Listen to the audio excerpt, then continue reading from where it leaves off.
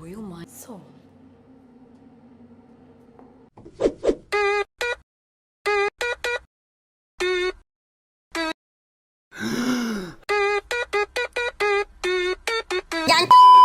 Halo adik-adik manis, balik lagi bersama saya Emon. Dan saya Rohim. Iya, kali ini nggak ada Dayat, saya adanya adalah Rohim. Jadi kita akan selesaikan film ini segera. Oke. Halo adik manis, balik lagi bersama saya Dayat. Dan seperti biasa ada Emon yang kurang kerjaan. Dan Banyak pak kerjaan saya. Apa contohnya? Ya itu dia tadi kerjaan Emon, salah satunya adalah itu. Di video kali ini kita akan membahas sebuah film yang bercerita tentang sebuah tete yang terjebak dalam zombie. Enggak ya? Iya bener sih. Enggak bener ya? Iya bener. Oke, judul filmnya itu Yummy. Yummy. Jadi yang soal toket terjebak dalam zombie itu ceritanya, jadi ada seorang gadis bernama Ellison yang sedang berada di sana untuk melakukan operasi pemangkasan semongkonya yang ukurannya katanya terlalu besar, bahkan mengalahkan duo serigala. Jadi saya nggak tahu bentuknya kayak apa. Jadi lantas bagaimanakah proses pemotongan semongkonya itu? Apakah semakin pas untuk dipegang atau semakin pas untuk diuyel-uyel? Semakin pas untuk diuyel-uyel. Jadi tarik Mon. Kemondo. Tapi endingnya nggak jadi ini sih. Mon, mana spoiler? Mantap. Di awal film kita akan melihat dua petugas otopsi bersiap mengermasi mayat. Namun tiba-tiba saja tangan mayat itu bergerak. Mereka pun langsung bergegas memasukkan mayat itu ke tungku api pembakaran. Rupanya aksi itu dilihat oleh petugas kebersihan yang langsung menghampiri tungku usai dokter tadi pergi. Karena mendengar ketukan dari dalam, ia pun langsung membuka tungku, namun mukanya tiba-tiba saja disergap oleh tangan dari kobaran api. Di tempat lain, ada seorang gadis bernama Ellison yang akan melakukan operasi pengecilan semongkonya. Karena saking besarnya, Ellison kerap dijadikan bahan ngicilik oleh orang-orang di sekitarnya. Jadi kalian brengsek semua. Iya, termasuk saya. Sayang, di tengah perjalanan mobil yang dikendari oleh Brad, kekasihnya, menabrak rusa. Brad yang melihat darah moncrot kemana-mana itu langsung merasa pusing. Meski begitu, Brad, Ellison dan juga ibu Ellison, Sylvia, tetap melanjutkan perjalanan. Sampai akhirnya mereka berjumpa dengan Dr. Martin yang akan memangkas semongko Ellison. Aduh, mana yang man? Saat di rumah sakit, terlihat Brad keliengan karena melihat darah di mana-mana. Oh iya, for your info, dulu Brad ini kuliah di kedokteran, tapi minggat gara-gara nggak kuat lihat darah. Jadi jangan sampai kalian salah jurusan. Oke. Karena keseringan coli ya. Betul. Lanjut, usai request ukuran semongkonya menjadi B pada Dr. Martin, Ellison kembali merenung akan keputusannya. Lalu tiba-tiba Brad datang. Terlihat Brad sudah menyiapkan cincin untuk kekasihnya itu. Namun ia kembali mengurungkan niatnya. Meski begitu, ia tetap bersikap baik dan kembali bermesraan dengan Ellison. Tiba-tiba saja muncul seorang pria bernama Daniel yang terlihat SKSD dengan sepasang sejoli ini. Percakapan mereka pun segera berakhir karena Ellison harus segera melakukan operasi. Namun Brad terlihat emosi lantaran bukan Dr. Martin lah yang turun tangan langsung di sana. Di tengah protesnya itu, tiba-tiba Daniel kembali muncul dan mengajak Brad berkeliling rumah sakit. Pas Brad sedang ditinggal Daniel ngepil di kamar mandi, tiba-tiba saja Brad mendengar suara aneh dari kamar sebelah dan ia pun memberanikan diri untuk melihat. Di sana terlihat seorang wanita yang terikat dengan topeng di wajahnya. Brad pun membantu wanita itu dengan mencopot topengnya. Tapi ternyata tak berselang lama Daniel pun menyusulnya dan udah nggak usah dua kali. Alhasil mereka memilih kabur. Sedangkan Brad sendiri bergegas menemui Ellison karena khawatir. Di sini Brad berusaha menghentikan proses operasi. Namun dokter di sana tetap bersikeras sampai-sampai mereka tak sengaja menancapkan suntik di tangan Brad yang langsung membuatnya pingsan. Saat mulai siuman, Brad melihat dirinya sudah ditawan di atas kasur. Beruntungnya ia masih bisa meminta bantuan petugas di sana. Kita lanjut. Brad kembali menghampiri Ellison untuk menghentikan proses operasinya. Akhirnya karena kesal, para dokter pun memilih keluar. Begitu juga dengan Ellison yang merasa bahwa usahanya telah dihalangi oleh Brad. Iyalah. Tapi ternyata kondisi rumah sakit di luar ruangan itu terlihat ricuh dan mulai terlihat orang-orang berlarian. Di tengah kericuan itu muncul seorang pria bernama William yang mengaku bahwa ia melihat manusia memakan manusia. Alhasil kayak ini ya, teman makan teman ya. Enggak, itu beda. Kalau itu agak brengsek kalau enggak gitu. Alhasil mereka harus berusaha kabur lewat tangga darurat karena liftnya mati. Rupanya di bawah sana sudah banyak manusia menjadi korban keliaran zombie yang telah mengoyak daging korbannya.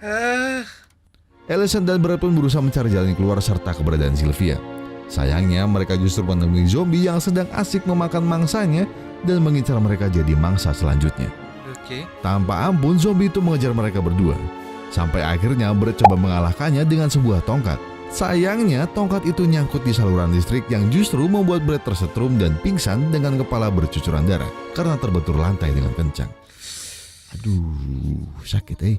Alhasil Ellison terpaksa meninggalkan kekasihnya jika ia tak mau menjadi mangsa zombie. Di tengah pelarian itu, Ellison masuk ke sebuah ruangan di mana seorang dokter tengah melakukan sedot lemak pada pasiennya. Sayangnya karena sama-sama ketakutan dan panik, Ellison tidak sengaja mematikan alat penyedot lemak. Sampai lemak tersebut kembali terpompa ke tubuh pasien sehingga perutnya tiba-tiba meledak. Ellison pun kembali bergegas mencari keberadaan ibunya. Ternyata Sylvia sudah terbaring di kasur hampir tak sadarkan diri. Alhasil Ellison terpaksa mendorongnya. Namun tiba-tiba saja seorang zombie setengah badan yang mirip kuyang melihat keberadaan Ellison dan langsung mengejarnya. Saya antara takut dan mau ketawa. Karena terburu-buru kabur, ibu Ellison pun terjatuh dari kasurnya dan kakinya berhasil tergigit oleh si zombie kuyang. Beruntungnya di sana ada Daniel yang langsung membantu mereka dan menggeprek kepala zombie itu sampai hancur. Tetap aja perih yang lihatnya. Di tempat lain terlihat Brett kembali tersadar. Namun kepalanya tetap keliengan karena melihat darah berceceran. Meski begitu, ia terus berjalan sampai akhirnya menemukan ruangan aneh berisikan hewan yang sepertinya dijadikan percobaan. Lalu karena terkejut melihat seekor hewan yang masih hidup, Brett tak sengaja menyenggol sebuah wadah berisikan hewan aneh yang langsung mengejarnya. Kadal. Saat berlari, Brett tak sengaja bertemu Dr. Martin yang tengah membakar berkas yang sepertinya berisi eksperimen rahasia mereka. Namun karena kertas sudah menjadi abu, Brett tidak bisa berbuat apa-apa dan ikut kabur dengan Dr. Martin dan asistennya Rose.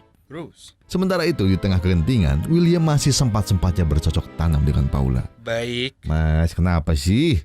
Sialnya, saat ia membersihkan burungnya, dia justru kesakitan karena ternyata air yang ia gunakan adalah air panas. Saat Paula mencoba menolongnya, burung William justru semakin parah bahkan sampai terbakar dan habis hampir tak tersisa bangsat. Alhasil sambil kesakitan, William berusaha mencari dokter. Tidak ada yang mau menolong Anda. Sayangnya, ia justru menjadi mangsa zombie yang kelaparan. Sedangkan Paula berusaha kabur dan bergabung bersama rombongan Ellison. Di tempat lain, terlihat Daniel berhasil membawa Sylvia ke seorang dokter untuk mengobati luka gigitnya.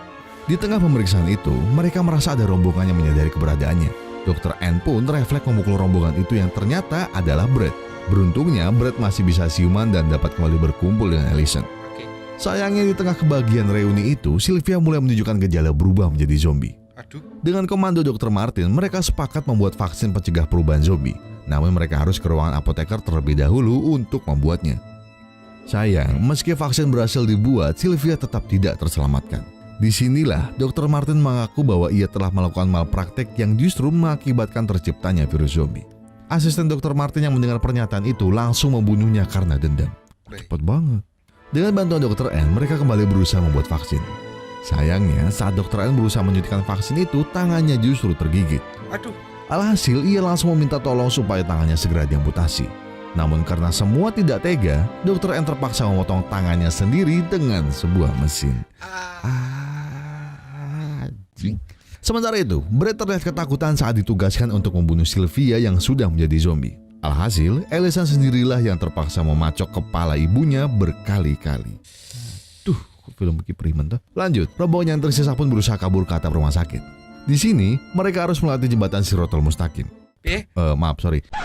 Jembatan kayu untuk sampai ke gedung seberang maksudnya. Bercanda. Sayangnya, Dr. Anne kehilangan keseimbangan sehingga ia langsung terjun bebas menjemput kematian. Beruntungnya, yang lain masih berhasil sampai ke gedung seberang yang ternyata juga di sana dipenuhi oleh zombie.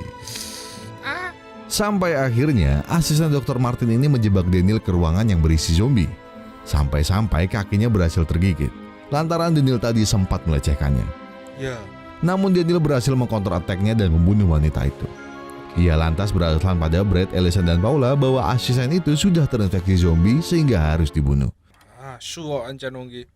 Mereka pun langsung percaya dan melanjutkan perjalanan bersama William. Di tengah perjalanan, mereka mendengar suara pasukan militer. Paula yang melihat itu sebagai pintu pertolongan pun langsung menghampirinya. Namun naas, ia justru langsung tertembak karena dikira zombie. Bahasa Rabi Lempit paling bagus. Alhasil, 3 orang yang tersisa itu kembali berusaha kabur melalui terowongan. Di tengah terowongan itu, tangan Ellison yang berusaha mencari jalan keluar terjepit. Alhasil, Brett terpaksa mengamputasi bagian jari-jarinya. Aduh, kenapa harus kayak gini sih? Setelah itu, 3 orang ini kembali menyusuri terowongan. Beruntungnya mereka menemukan tangga untuk naik ke atas. Ellison pun naik pertama kali dan disusul Daniel. Sayangnya, Brett yang berada di paling belakang kembali ditarik zombie. Namun dirinya beruntung. Ia mampu melawan zombie tersebut dan mengambil usus yang akan ia gunakan sebagai tali memanjat karena tangganya telah rubuh. Ya anjing, sakit nih film. Si bangsat Daniel justru membiarkannya dan langsung menutup pintu keluar tadi. Anjing ya. Daniel dan Ellison pun berusaha menjauhi pusat kota. Tiba-tiba saja di tengah perjalanan Daniel hampir berubah menjadi zombie. Namun sebelum itu ia benar melakukan tanam paksa terhadap Ellison. Tapi beruntungnya Ellison masih bisa menyelamatkan diri dengan menusuk Daniel dan menghancurkan tubuhnya ke tembok beton. Di lain tempat, Brett tengah berusaha melawan pasukan zombie yang menyerangnya. Beruntungnya ia masih menyimpan bom sederhana yang sempat ia rakit saat di ruang apoteker. Gimana caranya? Bom itu ternyata bisa menyelamatkannya dari gerombolan zombie. Sementara itu, terlihat Ellison masih mengendarai mobil sampai-sampai ia melihat sebuah makhluk abstrak yang ia kira zombie. Dan tanpa ragu, ia pun mulai ngegas dan menabrak makhluk tadi. Namun setelah darah korban tabraknya itu bercucuran, Ellison sadar bahwa itu adalah Brett. Aduh, mati dong. Alhasil, Ellison mulai kehilangan fokus dan mobil yang dikendarainya mulai meleng-meleng sampai akhirnya menabrak pohon dan membuatnya tewas seketika di tempat lalu menyusul Brett. Aduh. Dan setelah itu kita akan diperlihatkan bahwa filmnya telah berakhir. Udah. Terus gak ada yang selamat? Gak ada. Anjing. Ya tipikal film zombie, apa yang Anda harapkan? Zombinya udah keluar kemana-mana loh itu. Ada yang jalan-jalan, ada yang naik keji, ada yang... Cuma kenapa selalu film zombie, bener kata Emon, kenapa selalu ada rusa di depannya? Kayak itu menandakan bakal ada wabah yang gede banget. Iya, pasti ada rusa yang tertabrak. Kalau gak rusa yang lewat-lewat pasti. Ya, endingnya cukup membagongkan banget ya, dan akhirnya mereka mati semua loh. Ya itu dia. Ya meski berakhirnya kan klasik banget kayaknya kan. Terus juga ya dengan terbunuhnya semua tokoh. Cuma film ini berhasil menutup dengan cukup baik dan gregetan. Padahal sebentar lagi seharusnya Ellison sama Brett ini bisa hidup tanpa campur tangan zombie. Cuma ya namanya nasib kan gak ditaruh. Iya, plot twist banget. Tak pikir ketika akhirnya siapa yang cewek siapa Ellison yang Ellison selamat, si Brett selamat, mereka ketemu di mana terus dimana, hidup gitu, bahagia. Katanya ternyata mereka tabrakan, terus si Ellis juga nabrak. Siapa lagi yang nabrak? Gak tahu. Gak ada lagi. Salah film. Ya maksudnya intinya seenggaknya biarpun tidak berakhir bahagia, seenggaknya mereka berdua hidup untuk survive nih. Berarti masih ada lanjutannya. Kayaknya filmnya bakal keren. Gimana lanjutannya, orang mereka mati semua? Iya kan mati. Harapannya seperti itu. Oh iya, harapannya seperti itu. Kayak itu. apa yang 28 day later kan. Kan masih hidup, ternyata memang masih ada orang yang hidup itu dia. Biasanya kan kita nonton film zombie seenggaknya ada yang survive nih. Iya. Ini gak ada sama sekali. Kita diliatin sisi di mana ya udah kiamat. Kiamat zombie ya udah tidak ada yang selamat. Ini dari sisi orang-orang yang gak survive di film zombie yang lain. Karena budgetnya kurang. Dan kira-kira ada gak pelajaran yang bisa kita petik? Ya pelajarannya adalah kalau kalian punya tete yang bagus, ya udah disyukurin aja. Itu hitung-hitung nyenengin suami kalian besok sama saya juga gak apa-apa sih. Ingat, kalau Emon senang sama kalian dan dia bawa es krim, tandanya apa? Itu yang perlu kalian ingat ya. Coba kalian cari di video kita sebelumnya ada. Kalau Emon bawa es krim dan deketin kalian, ingat baik-baik dia itu kode buat apa. Gak ada. Biarpun tete kalian bagus, cuma pertanyaan saya, tete yang bagus itu seperti apa? Yang pas di tangan. Yang pas tangan di tangan. Gue segini nih. Nih. Oh iya. Kan pas nih. Aduh. Alah. Ya kenapa megang-megang sendiri? Iya gak apa-apa, enak. Aduh. Ya oke, kayaknya segitu aja sebelum Emon mulai menggrepe-grepe sembarangan. Jadi saya Dayat undur diri. Emon undur. Dan sampai jumpa di video grepe kita berikutnya. Enggak salah. Video kita berikutnya, maaf. Dadah. Gimana tadi pamit? Udah ya? Udah. Oh yaudah, dadah.